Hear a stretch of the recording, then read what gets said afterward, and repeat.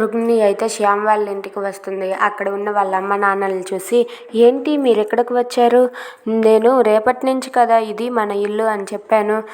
అదేంటి మీరు ఈరోజే వచ్చేసారు? ఓహో, ఆ మిడిల్ క్లాస్ ఇంట్లో ఉండలేకపోతున్నారా? ఓకేలేండి, రేపటి నుండి ఈ బంగ్లాలో ఉందాం.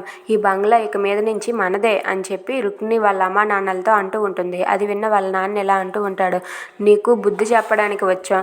నీవు చేసిన పాపానికి మేం ప్రాయశ్చిత్తం చేసుకోవడానికి వచ్చామని చెప్పి అంటూ ఉంటాడు.